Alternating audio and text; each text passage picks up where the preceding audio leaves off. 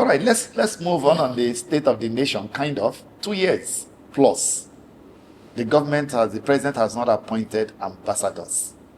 What does it say of this government and, of course, our image in the global community? It says that this government is a dysfunctional government. Dysfunctional in the sense that the right things to be done that should have been done have not been done. And we see the effect of that, that error of judgment. Nigeria is a very important country to the world. It is the largest economy in Africa. It is one of the most strategic, if not the most strategic country in Africa. There are a lot of things happening around the world that Nigeria's input is required. Mr. President himself has even gone out of this country to go and sign agreements with countries, with global institutions. So, the fact that we do not have full diplomatic representations in our embassies is unfortunate.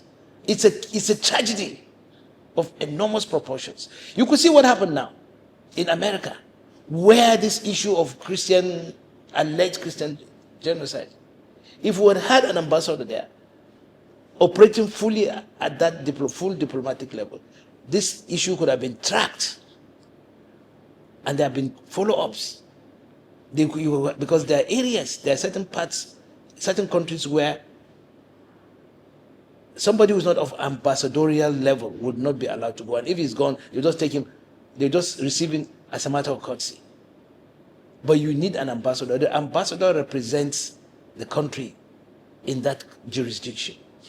And that is why you need an ambassador. 2 years without ambassador is symptomatic of the kind of dysfunction that this government is.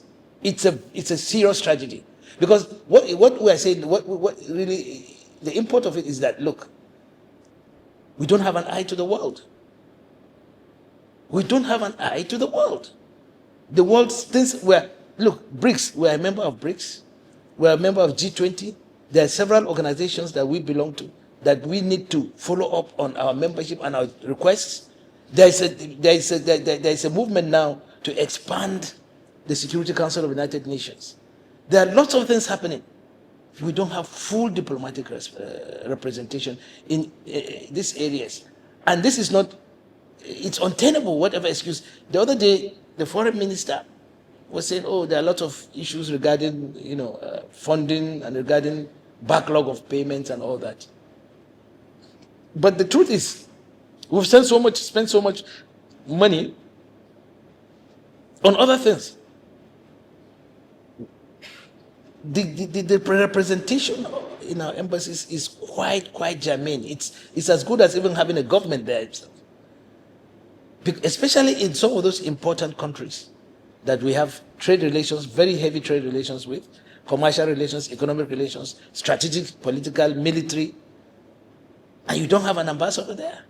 Come on, what are you doing? That shows that you are not a serious country. You don't want to engage the world in a meaningful way. You are sloppy about what the world thinks about you and what you think about the world. You just want to stay in a cocoon. And that is unfortunate. And if this incident with Trump has not shown Mr. President the need to have ambassadors as quickly as possible, then I'm sorry for this country. Let's look at the excuse that there is no money that the government has given, and that is why they've not been able to appoint ambassadors, related to the endless borrowing. As of June this year, our borrowing was, our total debt stock was 152.39 trillion naira. And just the other day, 2 days ago, the Senate approved 1.15 trillion naira for the president for domestic debt again. Borrowing. And yet we say we have no money. What's your take on this? Are we saying that relating to the world is not important anymore? Are we saying that following up of some of the issues that affect our country internationally and globally is not important? Are we saying that we're going to exist as an island? We cannot follow up some of the issues that are happening in Africa, in Europe, in Asia, in emerging economies and all that? Are we saying that that is not important? We're only interested in what is happening in our country? Are we saying that international relations is not part of our purview? We don't want to do it again because it's not important, we don't have money. So what's all that money for? You can't even allocate. I mean, you could use this opportunity to say, okay, yes, while we may not have money to run all the embassies, but some critical embassies, we need to have full diplomatic relations there, full diplomatic representations there, because these are countries that we must not keep our eyes off because of the importance, strategic importance, economic importance they pose to us. So if you are saying, well, we don't want to have an ambassador in Washington, D.C., we don't want to have an ambassador in Berlin, in UK, in Paris, in India, a Commonwealth country like ours, with similar developing. We don't want to even have, representation in countries where a lot of our people live and work, students, businessmen, all that. Is that what we're saying? Then why are we a country? Why are we a country if we do not have a diplomatic? Then we can spend a lot of money on some things that do not have commensurate weight. We've seen it. We borrow all that money. We cannot even use that money to follow up on our diplomatic presence in critical areas of global interaction. Are we saying that? Is that what we're saying? It's unimportant. We prefer to enter wherever there's a problem. We just hop on a jet, go there and solve it, and then come back. Who will follow up? Why do you have ambassadors in the first place? They represent the country. The president does not have to be in every country in the world. That is why you have ambassadors, especially in grade A, in foreign service, we call them grade A embassies, because of the level of importance. And that importance graduates to economic, military, whatever. And you don't have an ambassador that would take Mr. President's message, to follow up Mr. President's message. Look at what is happening in America now with this Trump issue. Why is the ambassador in Washington? Who can lobby? America is a country of lobbyists. Lobbyists. If you have an ambassador who has an inroad to some of the lobby groups, the oil lobby, the agricultural lobby, the military lobby, and other groups. Some of these things that we're facing, challenges we're facing in the global stage, would be better managed. But you don't have anybody in Washington, D.C., and then you are blaming Trump for making those threats against our country. And you don't have even a follow-up because they feel that, why should they have an ambassador? It's reciprocal, my friend. Why should they have an ambassador here and you don't have an ambassador there? What rationale? Are you going to say because you don't have money and you are spending that money in frivolous ways? Nobody is convinced. It's just a matter of the dysfunctional nature of this government. That is why it's happened. And it's a government that is, has restricted itself to its own personal, to a kind of narrow interests, not the national interest. The national interest presupposes that we must look at the country, we must look at issues and policies based on what is the best for the country, not based for what is good for somebody or a few individuals. That is issue at stake here now. Before the world can take us serious, we must take ourselves serious before the world can take us serious. But we are not doing that. We have relegated the people. We think that what we say, by virtue of figures, cooked up figures, cut and paste policy wonks, is what will be what the government is all about. This is not. The people are not participating. They are not being brought into the governance system. It's about contracts, about this, about that. Not directly engaging to the people, not inclusive. And that is why this government is making mistakes. All the time, it makes a policy, it goes back again. Because it's not well thought of. It's the idea of some, people with primordial thinking.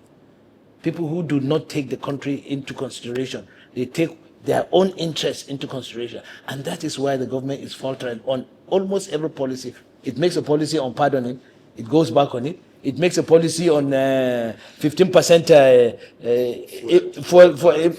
tariff, it goes back on it. It makes an appointment. You find out that the people you appointed to those positions, there was no due diligence about, what their background.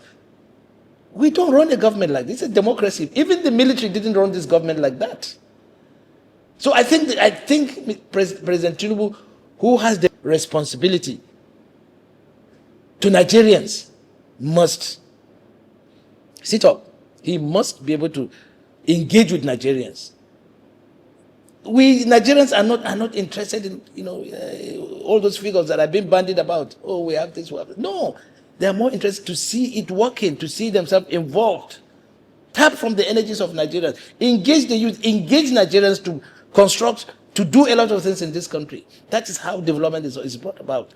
Not when you sit down, you bandy figures, and you say this is development. People don't see it. So I believe that the government should go back, be more engaging, be more inclusive, and try to get people to be part of what it's doing, and to not this insular silo mentality that this government, runs. I think it's in the long run, there's going to be a blowback to it. What are your fears and the threats as we head to 2027 election? Well, you can't bet against Nigeria. It's a country that has confounded even some of its worst critics, because it's like the country is always on the verge of, one incident or the other, but somehow it confound critics, and all that. One time they even said Nigeria was not going to exist by 2015. Now we're still here, and I believe it's going to be that. But the political leaders must not take chances. They must not believe that, everything is hunky-dory, everything is fine. We can go ahead and do whatever we want to do. Let's look at the political scene, for instance. What is happening in the political scene does not give anybody encouragement, because, we see deliberate moves being made, and people trying to say no, trying to say no, we are not involved. But we know very well that there is a tendency towards a one-party state. Let's not deceive ourselves. People who think they're deceiving us by making statements contrary, they're only deceiving themselves. There is a deliberate move towards creating a one-party state, and that is not good.